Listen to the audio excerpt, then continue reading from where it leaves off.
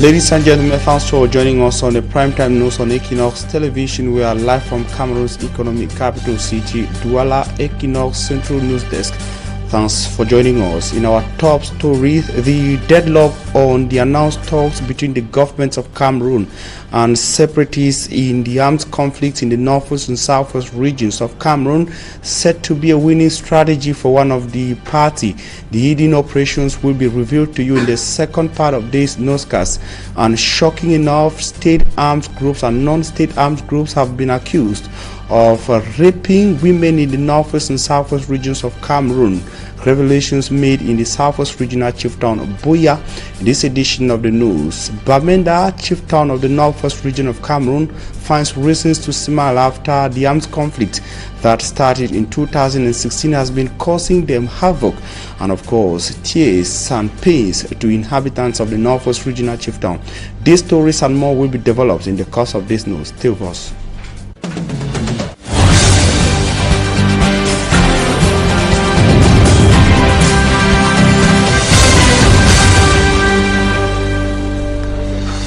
We are 6 p.m. in Cameroon's economic capital city, Douala. You're on to the primetime news on Equinoxe television, broadcasting from our central news desk.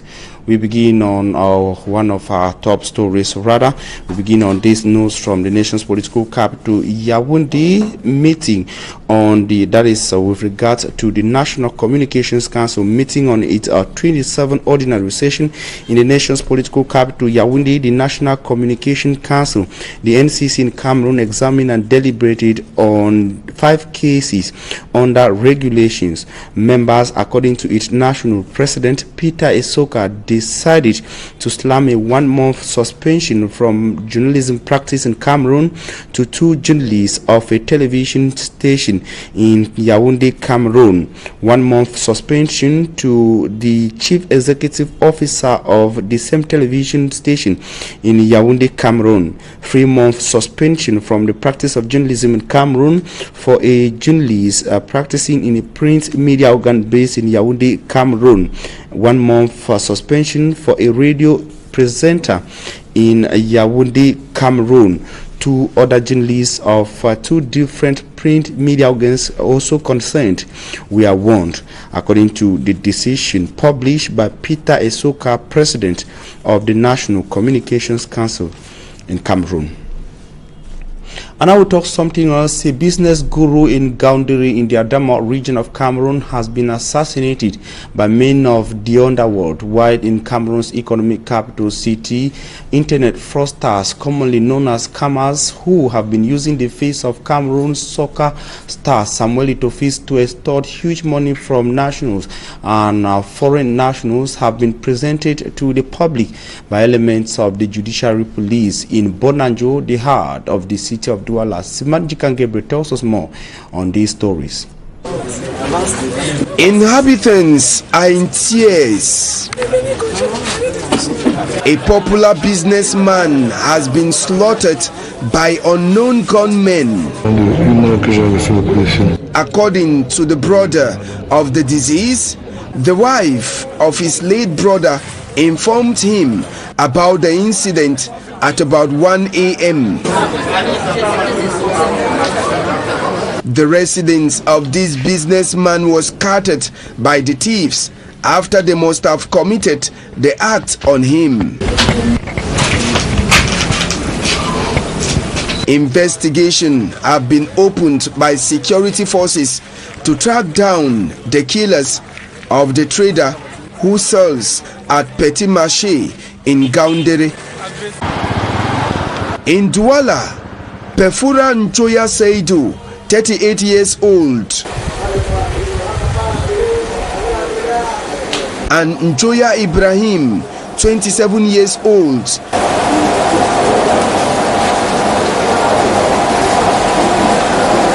were presented to the press at the judicial police station in Bonanjo. The 2, according to Commissioner Latte and team, were involved in the scam of an Italian national alleged to be accountant of Mrs. Samuel Eto'o. security sources say that the two used the face of Samuel Etofis and the Sultan of Bamun on their profile page to dupe their victims, saying they are involved in the buying and selling of players to professional clubs in Europe. After several complaints with the security forces, they laid their hands on these two from the Italian. The sum of 250,000 euro, which is about 163,750,000 francs CFA, was duped from him. And Cameroon is not only facing security challenges, but the lack of social basic amenities in several localities across the 10 regions making up the Republic of Cameroon. In Galim and Buda localities of the Bambutus division of the West region of Cameroon, inhabitants say they are thirsty, they have not had portable drinking water, and what they fetch where they fetch from to drink is doubtful. And of course, that, according to them, has resulted to disease and health complications suffered by children in this locality. More with Simat Njikan Gabriel. It is from this open space that inhabitants of Galim quench their thirst. It's 1 year plus that the people of Galim fetch water from this open space to use back at home. Sometimes people leave from Buda to come and fetch water. Inhabitants say the water is provided thanks to the use of electricity supply. This reservoir works with the aid of a transformer and a pump that enables the water to flow. When there is no electricity supply, there is no water. Unfortunately, power supply is never constant. There is no constant electricity supply every day here at Galim. We are in need of water and electricity supply all at the same time.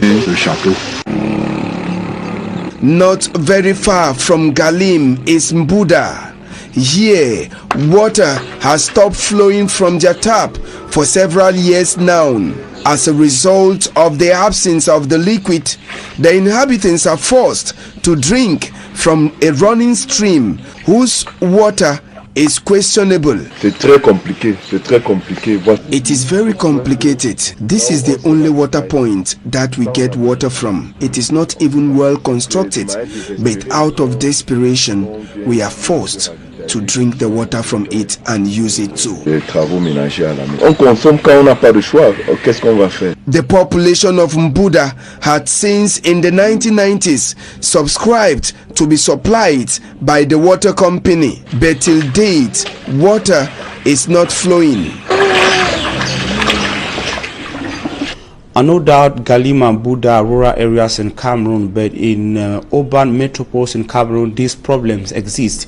In the economic capital city, Douala, inhabitants of the Douala 4 subdivision say they lack good roads, so hospitals, schools, portable drinking water, and other basic social amenities. Their problems were raised through the voices of the head of these different neighborhoods making up Bonaberi, and these problems were presented to the mayor of the Douala 4 during a Meet the People tour. Innocent as it tells us more in the following report.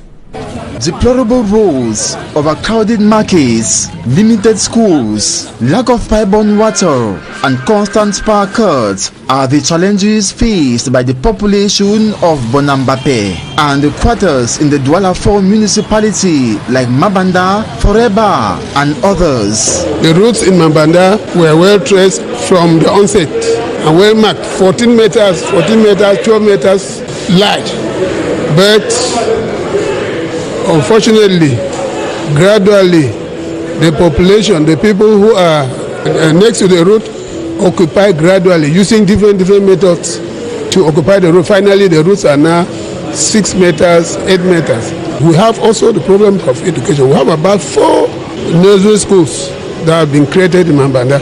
You know, Mabanda is thick in population and large also. These schools are holding in people's private houses in very, very unhealthy circumstances. We also need that the medicalized center should be enlarged. It was built at a subdivisional level, but actually that should be larger than that now because it's already full. Lack of drainage channels resulting to inundation is not forgotten. We have drainages that they need to open up, and those people who have occupied, they should also go out of the place and allow water to circulate freely. They recently addressed these plights to their mayor, who paid them a visit to take note of their challenges and needs. We are elected by our population. It's important for us to come to know what problem they have. And they have problem of water, they have problem of infrastructure, they have problem of flood. We will try to do our best to resolve all those problems. It's important to know that some problem we can resolve those problems ourselves with our budget, but some problem it's important for us to know to go to the mairie de la ville in French, or to go to our ministry to ask them to help us to help our population. Mayor Mobimpa Edward Seve, who began his visit by meeting the paramount chief of Bonambape, has pledged Forever, whose roads are extremely impassable, will be given new looks. It will also be blessed with a health center. A school will be constructed at Ngwele, and the Mabanda, Gwanhanga and Wild Markets will be given new looks. It will also be blessed with a health center. A school will be constructed at Ngwele, and the Mabanda, Gwanhanga and Wild Markets will be relocated so as to solve congestion often caused by the market crowd. The armed conflict in the northwest and southwest regions of Cameroon is not yet over. Talks announced between the governments of Cameroon and separatists on July 2020 have gone on to a deadlock, but the people of the northwest and southwest regions of Cameroon have continued to suffer. A category of these people suffering higher or suffering the effects of this crisis more are women who've suffered sexual violence from the hands of state and non-state armed groups. This revelation was made in Boya, chief town of the southwest region of Cameroon, by a group of people who've been monitoring sexual violence and other related human rights abuses in the northwest and southwest regions of Cameroon. Derek Jato was part of that event in Boya and compiled the following report. Armed confrontations between the non-state armed groups and the government defense forces in the northwest and southwest regions of Cameroon. Reports say at least each village in the northwest and southwest regions has witnessed such episodes. They're there already. Many have died from bullet wounds, and those recovering might one day forget when their wounds must have healed. But there is an increasing violent episode which is still a subset of the war, and psychologists are worried that its victims might likely to live with the memories forever, and that is gender-based violence. On this page, there is always one word that comes first: rape.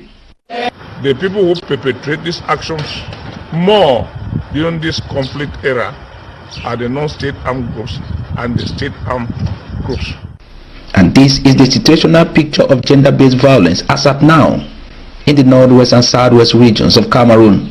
There were about 7 young men on her, and they had to get her well raped, abandon her by the roadside. She, along with her biology teacher and other female students, were gang raped. That little girl, she was open 3 years something. I mean, destroyed. These gender-based violence service providers say they are registering such cases on daily basis. There are many other cases like that, but it is often that the women are a target. The armed attack might have reduced, but these non-governmental organizations living the situation on the ground say gender-based violence is steadily on the rise. And to better contain the situation, a 5-day workshop to train these gender-based violence service providers was organized in Boya by UNFPA, a sexual and reproductive health agency of the United Nations. as explained by Aliu Maiga, Gender-Based Violence Subcluster Coordinator at UNFPA. UNFPA has organized a 5-day training for frontline workers to ensure that we have the skills and the capacities to respond in a ethical and in a quality manner to the needs of survivors and the victims of gender-based violence. But critics say the Northwest and Southwest regions will remain a fertile ground for gender-based violence if the security situation too remains this hostile.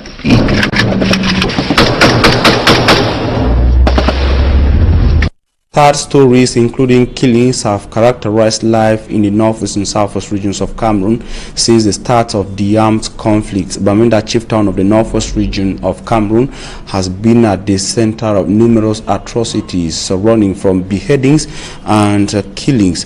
And of course, inhabitants of the northwest regional chief town, though living the hard effects of the armed conflict, had reasons to simmer recently during a successful launch of an aeroplane prototype by a 17-year-old student in Bamenda. Stella tells us more. The Solidarity Fund to fight against the spread of COVID-19, known as Suivi Cameroon Survival Initiative, launched on the 3rd of April by the president of the Cameroon Renaissance Movement political party, Professor Maurice Kamto, and Penda Ikoka as chairman of the management committee, is currently carrying out action. The apolitical initiative has as objective to fight against the spread of the coronavirus pandemic in Cameroon. The coronavirus disease has actually hit almost all countries in Africa, and particularly Cameroon. Officially, there is around 17,000 cases with more than 390 deaths, and this is just official cases. So it is for this reason that Cameroon Survival Initiative decided, which is currently being distributed in different health establishments in Douala. We have offered two types of material. There is material to really reinforce protection of the health staff, barrier measures, which contain therefore the hydroalcoholic gel, and these people are gathered here on this makeshift runway to watch an aeroplane prototype take off. For the inventor, Video Tage, a 17-year-old student in Bamenda, it is 8 years of hard work. I started in 2012, and the only year that I succeeded to fly airplane is in 2020 this year, and I would like to be an engineer for fabricating airplanes. His 2 meters long aeroplane prototype weighs 3,200 grams. With the help of a remote control and a battery, Video flies the plane few meters into the skies of Bamenda.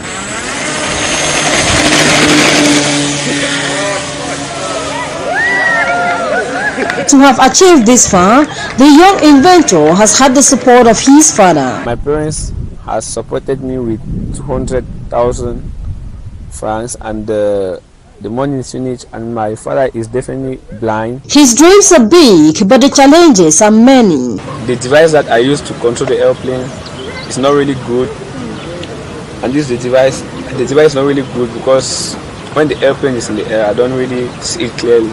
I need a good support for the airplane because I want to fabricate an airplane that can transport people from one place to another. Video's father is one of many who will want to see the young inventor achieve his dreams.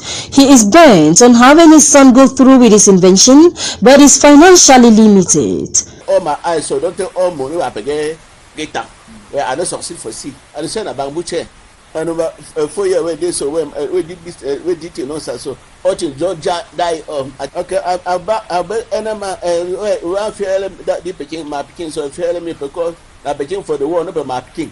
The young inventor believes if he is assisted, made in Cameroon aeroplanes will one day fly her airspace and beyond.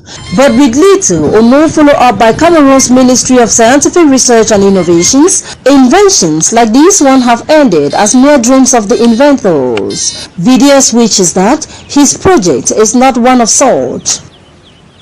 With over 17,000 COVID-19 cases confirmed across the country and some 390 persons killed by the coronavirus since its outbreak on March the 5th, 2020 in Cameroon, Suvi Cameroon Survival Initiative of the CRM political party and some Cameroonians of goodwill is reaching out to vulnerable Cameroonians, especially in health establishments, with equipment aimed at helping Cameroonians to be safe from COVID-19. More with Immaculate Fogwe.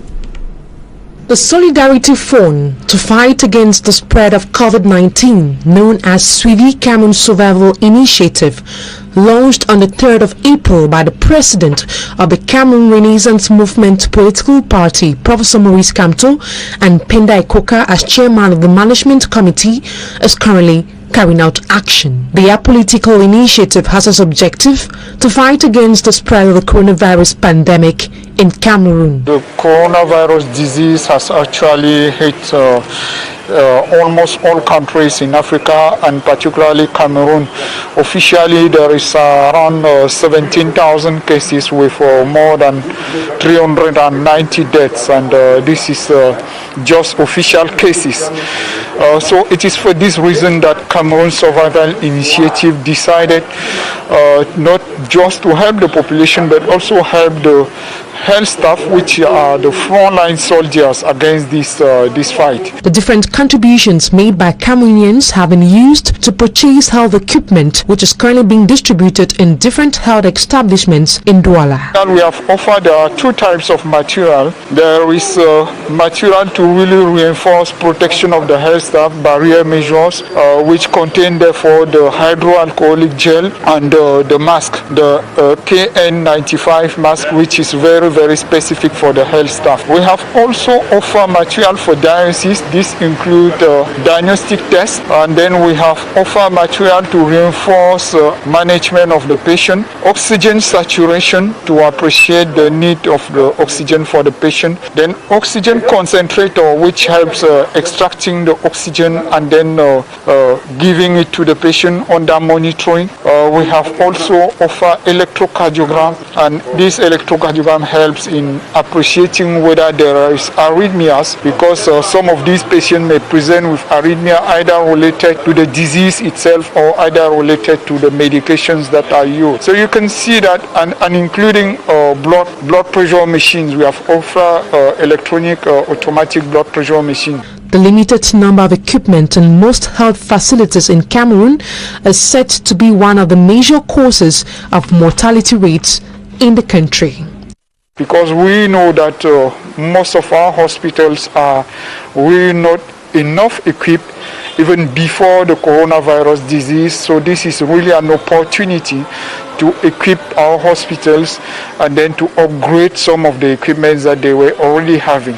So we are very thankful to the Cameroonians that have contributed to this initiative under the coordination of Mr. Penda Ikoka. The Suivi Cameroon Survival Initiative plans continuing the distribution process to other parts of Cameroon in order to better contain the spread of the coronavirus in Cameroon. Heads of these health establishments who benefited from the aid applauded the initiative, as it will be able to go a long way to save humanity. That is for the first part of news. Coming up is Talking Point.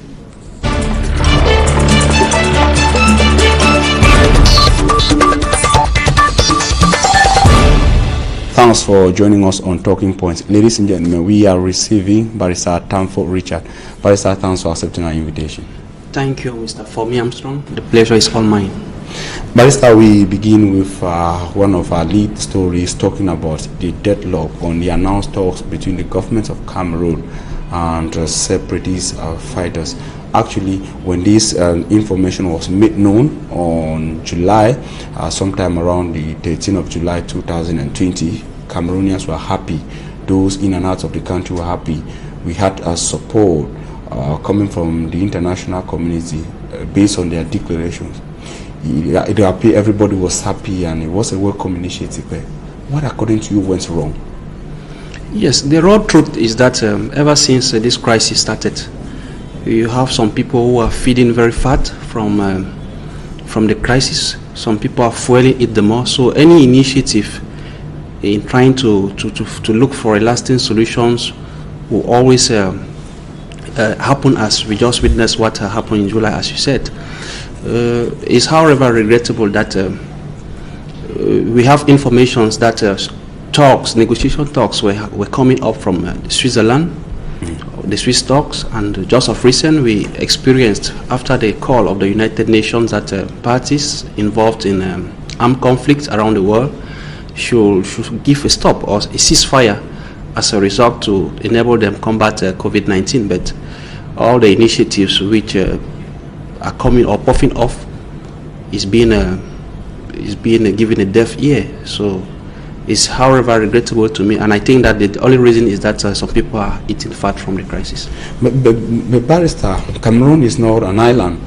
In the international community, a call is made by the UN for conflicts around the world to be halted, at least to permit a better fight against COVID-19. But we did not witness that in Cameroon, and it will appear they refused and went free, scotch-free. Yes, Cameroon is a sovereign state, and it has international partners. It's a member of the United Nations. So I think if the United Nations take a resolution and Cameroon is not adhering to it, it has measures that it can do to maybe sanction Cameroon and maybe go as far as push Cameroon to respect. Exactly. So I think let's just wait to see what will be the reaction of the United Nations for not respecting its resolutions, maybe by the Cameroonian authorities. Okay, now you said we are having these problems because some people are actually feeding fat out of this crisis. Now some other opinion hold that the talks did not prosper because the government side of it did not want the talks to be made public, because from all indications we only had the separatist side saying that no, we had talks with the government, but the government of Cameroon has on no occasion announced that they were in talks or pre-dialogue talks with separatists. Yeah, it is not a hidden agenda to you and I. We know that the Cameroon government stands as a bigger part or a bigger party into initiating talks with the separatist leaders. So if the government of Cameroon is not taking the lead, I don't see it prospering. So I believe that if sincerely we had in mind or a vision to put an end to this crisis, the Cameroon government, which is the bigger party or the heavyweight party, should be the one to initiate the talks, and I don't see why it should be considered a taboo in trying to look for a lasting solution. It is not like as if the Cameroon government has to take the lead, it makes a ridicule of itself. Yeah, probably the government did, but was it strategically wrong for separatists to make it public, to make the world know that they were in some sort of talks with the government? No, if negotiations are ongoing, I don't see what we lose in making it public. I think when the information came out public, many people were happy, and it gives some assurance that serious talks are, so we should be informed of whatever is happening. I think if the negotiations are public, I think it should be welcomed by everyone. You know, Barrister, on several occasions we've had some government officials say, no, we cannot negotiate with these people. They took up arms against the state. There will be no negotiations. Probably these are some of the reasons that might have pushed the government not to want to make it public or to make the world know that they are negotiating. Some think that the government making the world to see them negotiating will be as they are proving weak in front of these separatists. Now, I don't see it from that angle. If the government is taking the lead to negotiate, it doesn't make it in any way a weaker party. If truly people of good faith, people did not have personal interest into the conflict, they were the ones, they know exactly what is the core of the Anglophone problem. They know exactly where these separatist leaders reside in their various countries. They know who to contact and maybe put down and sit for any chat for a way forward. But you see, ever since they arrested the so-called Ambazonian leader, it has not ended the crisis. So I think we should re-strategize on our modus operandi in trying to resolve this crisis. The government should not feel that if it is taking the lead, it is making it a weaker party, or it is making it. I think the president of the republic used to say that he loves peace. He's eager for peace, so he has a very high quest for peace. So if we go by that way, I don't see why the government should think that if it is engaging into any peaceful talk, it makes it a weaker party. Now, Barrister, we are witnessing a deadlock as of now. Strategically, is any party winning with a deadlock? And if yes, which party is that? The deadlock is not helping any of us, be it from the regular armed forces or be it from the separatists. What we decry is that we are losing citizens from both sides, and the people who are really paying the high price are the civilian population, because for 4 years today all activities are on the halt. Children are not going to school, the economic situation is not moving, people are suffering on daily basis, innocent lives are going. I think it is not benefiting any of the parties, and like I believe none of the parties can win the crisis. But some of key ringleaders in these comes in the belligerent parties. Some of the people, they might not be the heads. They will want to argue. Or in most cases, we've seen on social media, they saying that no, we are going to hold on until these people will get tired and give up.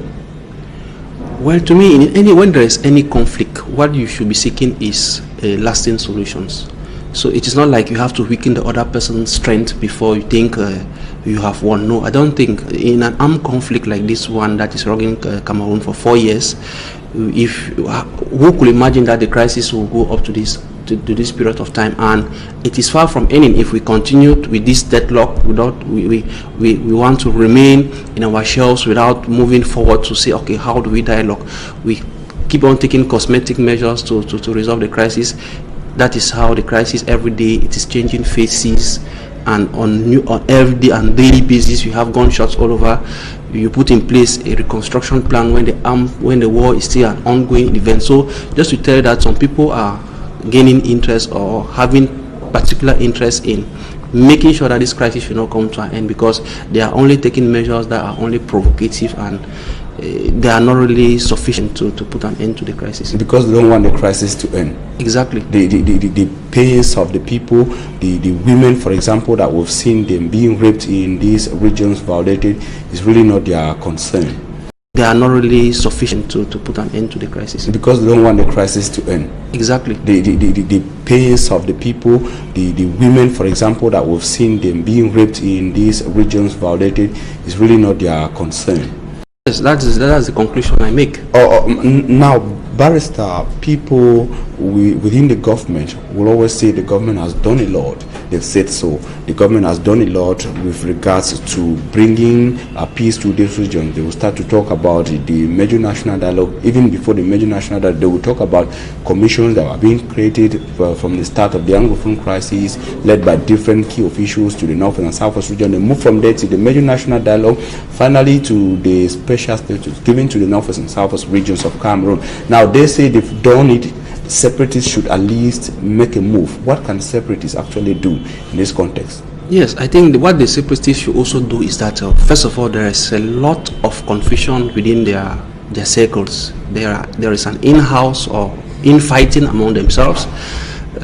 They are not working in consultation, and they have this tendency of tagging whosoever is not buying their ideas to be maybe an enabler or whatsoever.